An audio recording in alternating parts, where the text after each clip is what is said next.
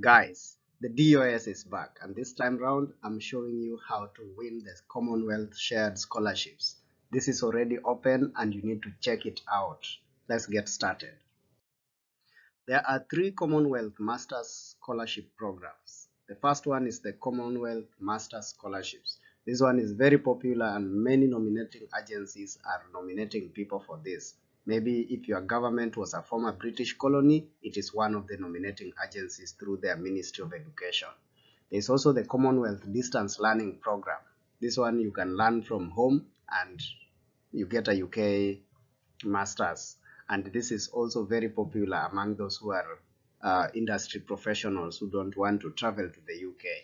The one we are going to talk about today is this one, that is the Commonwealth Shared Scholarships, and this is a very unique scholarship because the universities have a big role in getting this scholarship.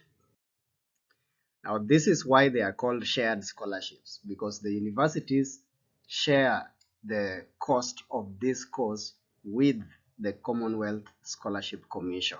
So they foot the living cost while the CSC covers the tuition. So this is very important because now the universities have a big say in who actually wins the scholarship. This is very good news for those who are coming from countries where corruption may prevent them from being nominated by their governments. So why do we say the universities have a big say? The first part of this scholarship program starts with a bid. So the universities bid for scholarships for specific courses with demonstrable development impact. And they must agree to fund the living cost component of the scholarship. So according to the CSE, they have to vet which universities qualify for this. So once the universities qualify, then the candidates have to apply via the successful universities. So that means only a few successful universities will actually accept applications for this scholarship. And the initial selection of the candidates is done by the university and only approved by the Commonwealth Scholarship Commission. So the Commonwealth Scholarship Commission only approves the nomination of the universities.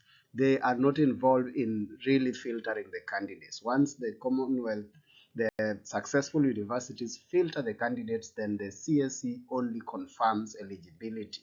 So being nominated by the school is a big thing. It's almost 90% chance that you're going to win the scholarship. Let's now get to the application process. What does it entail? The first thing in application for any scholarship is to check your eligibility and the suitability of the scholarship to your interest. There's no reason why you would waste your time applying for a scholarship you are not eligible for, because they will kick you out using a computer process. They won't even look at your application. There is also the other bit, which is very important, the suitability of the scholarship to your interests. You know, you are an engineer and they are only sponsoring people in gender studies. So why do you want to apply to do a master's in gender studies, yet you are an engineer who wants to master in engineering? So you need to know whether the scholarship being offered suits your needs. The other thing that you need to check is whether you are okay with the kind of scholarship, because this is a 12-month taught master's scholarship.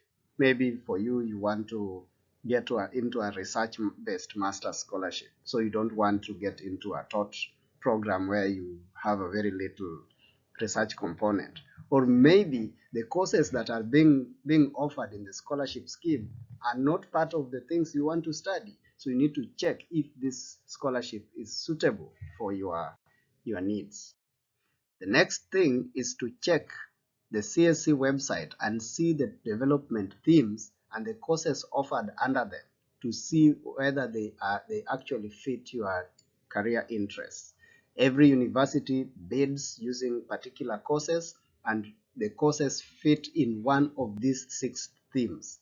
So that is the first one: the access, inclusion, and opportunity, promoting innovation and entrepreneurship, science, technology for development, strengthening global peace and security and governance, strengthening health systems and capacity, strengthening resilience and responses to crisis.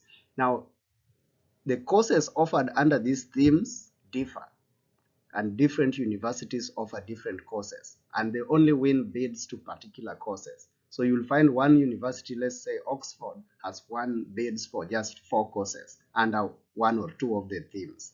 So you need to check which universities actually won bids for the courses that you actually want to study. The next part of this application is to select the course and the university. Now, different universities win bids for different courses. So you can't say, I just want to go to Cambridge, and Cambridge doesn't even appear in the list of universities that won the bids. Or maybe it won the bid, but for a course that you don't want to study. So you need to match the universities that won bids for different courses and only apply to courses that are offered in the university that applied and won the bids. That list is available in the CSE website. It is good to select about 3 of them to be safe. So that means you will be applying 3 times. So you apply for admission to 3 universities for that course, and you'll apply to the CSE website 3 times. You'll do 3 applications, and in each of those 3 applications, your referees will need to submit their reference statements. That is hard, and that is why only a few win. Check the university deadlines. Remember, different universities have different deadlines. They not only have deadlines for specific courses, they also have deadlines for Commonwealth shared scholarship applicants. So you need to check your university, the university that you have picked, to see whether you are still within the deadline. The next part of this scholarship application process is to apply for admission into the university in the course that you have selected. Many people come to the DOS and ask you, must I get admitted before I can apply for the scholarship? No. What you need here is to start the admission process so that you can get a number from the admissions portal. That applicant's number, you will need to use it in the scholarship application. You get to the scholarship website, the Commonwealth website, and you will need to add that number in your application so that it can link the Commonwealth Scholarship Commission site with the portal at the admissions office, so that they can know that for this particular course you are planning to finance it using the Commonwealth Shared Scholarship Scheme. That means they are now called out to add you to the list of people who are going to be nominated for that scholarship, and then they see how you will compete in that list. Then they will nominate you if you are good. Now, one thing that is very important for us to note is that the higher the quality of your admission application, the higher the chances of being nominated.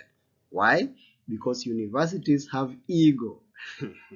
They love prestige. You have heard of some of the universities around your country trying to boast, being proud of themselves. One in my country says they are the best university south of Sahara and north of River Limpopo.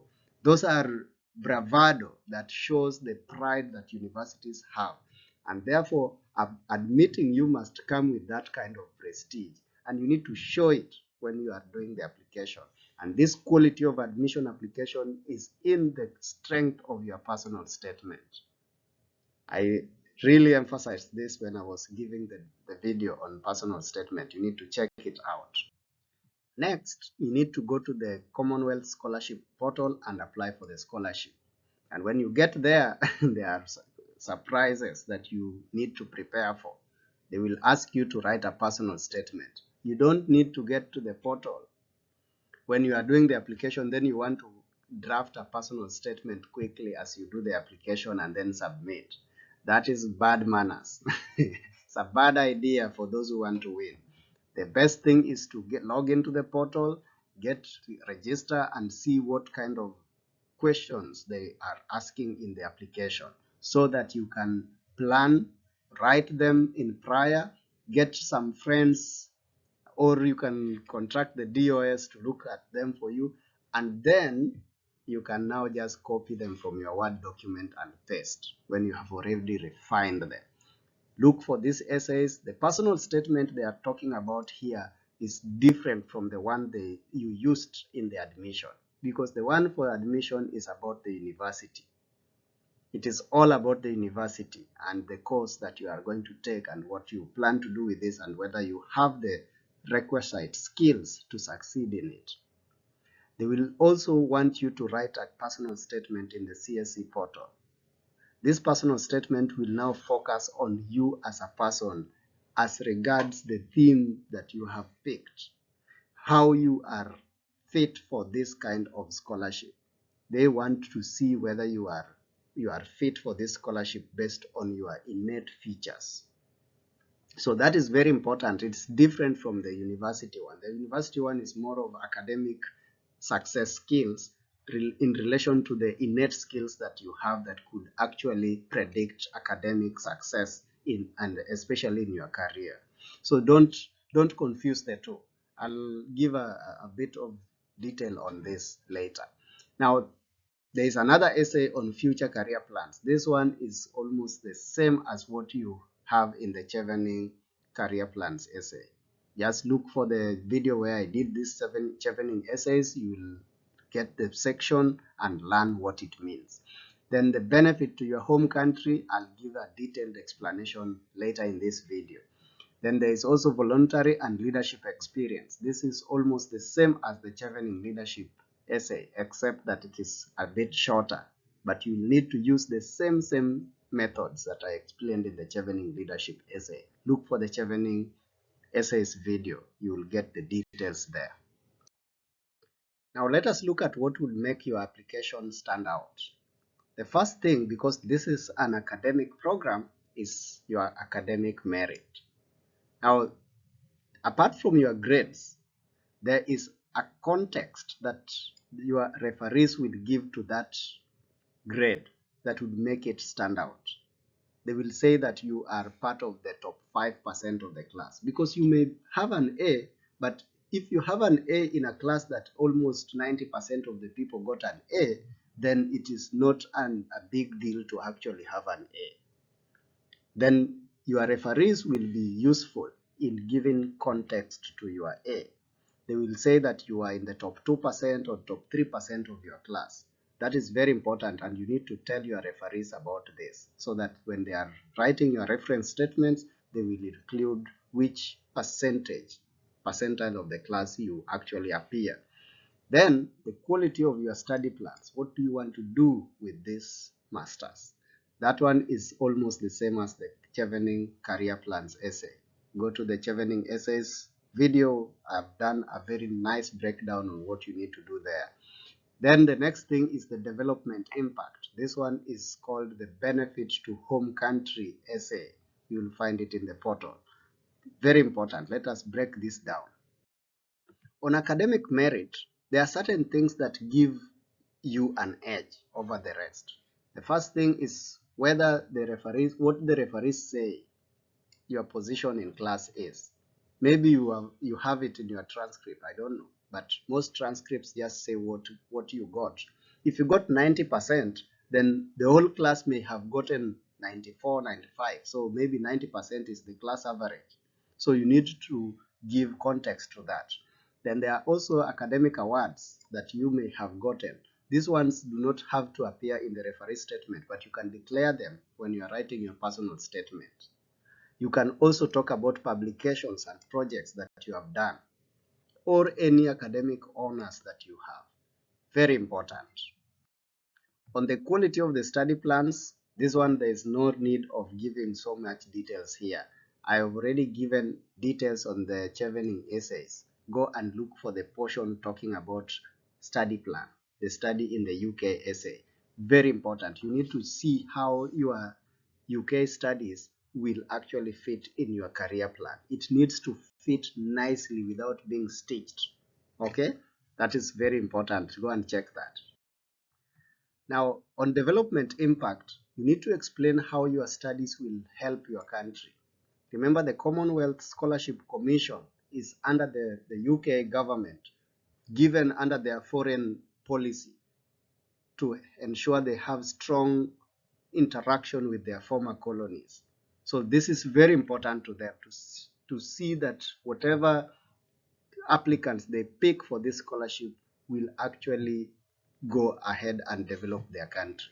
So the first thing you need to do is to demonstrate an understanding of the extent of need for what you plan to do with the course. Okay, maybe you want to set up a gender studies institute at the top university in your country. Why? Maybe the politics of gender has crept into your country and so many people do not understand the historical context, and you think you need this to be done in a local way, in a way that everyone understands. The next thing, you need to outline your expected outcome, the expected outcome of your career moves and after studies. So when you are doing this, you need to show exactly how the things you plan to do will actually bring change that you actually say you will bring. You also need to discuss how you will apply the new skills and qualifications in this solution approach. Now, this is very important. You need to link what you want to do with the skills that you will use in doing them, and to show that the particular courses that you have picked will actually enable you gain the particular skills that you want to do the particular things. Remember what I said, particularity or specificity is so important. Professors are sick and tired of students who just state things in general and disappear like that. Be very careful. The other thing is to explain how all that you want to do relates to the development of your country. Finally, remember that for Commonwealth shared scholarships, you need to start by pleasing the universities. You need to please the university because the university will determine whether or not you win the scholarship. And to do this, you need to use your personal statement, massage their ego, show them that by selecting you, their university will get the prestige that they so much desire. Good luck.